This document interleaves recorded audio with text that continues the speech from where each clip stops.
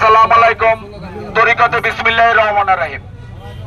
পরম করুণাময় আল্লাহ পাক রব্বুল আলামিন 18,000 মাখলুকাত সৃষ্টি করেছেন, তার মধ্যে সর্বশ্রেষ্ঠ এই আদম জাতিকে সৃষ্টি করেছেন। তার পরিচয় আমরা আল্লাহর ওলির সাহিত্যে আমরা তা জানতে পেরেছি।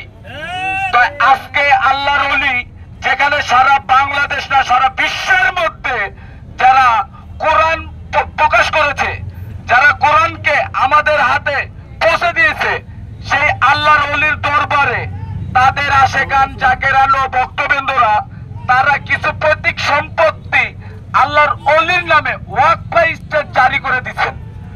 সেই সম্পত্তিগুলো দিচ্ছেন অসহায় ভূমিহীন দরিদ্র পাগলদের অস্থায়ী ঠিকানা হিসাবে।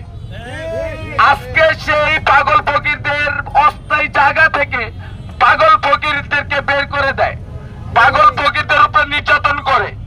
ঠিক এই নির্যাতনের সীমানায় এত দূর পৌঁছেছে যে তা বলার অকল্পনীয় বিষয়।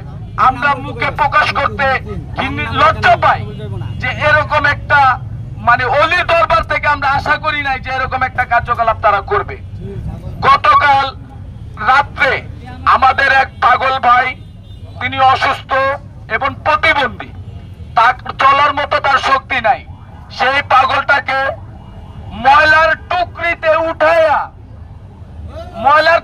উঠানো লাগে। সে কতটুকু অসুস্থ হলে একটা পাগল ভাইকে টুকরিতে উঠাতে পারে, সে কত বড় চিন্তিত হলে এরকম একটা অসুস্থ লোককে টুকরিতে উঠাইয়া তাকে রাস্তার মাঝখানে ফেলে রাখতে পারে। কতটা বড় চিহ্নিত একটা পশু এরকম একটা কাজ করতে পারে। তো আমরা সেই মানববন্ধনের ডাকে আমরা সাড়া দিছি। আমার ভাই এখনো মর্গে, তারা এটা বেহরিশ হিসাবে দাপন করতে চাইছিলেন, তো আমরা সেই দাপন করতে দেই নাই।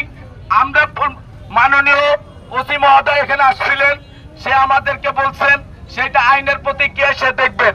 আমরা তাদের কাছে আহ্বান রাখছি যে এইটা অবশ্যই সরকারি একটা মামলা হবে, সরকার সরকারবাদী একটা মামলা তার সরকার নিজে করবে।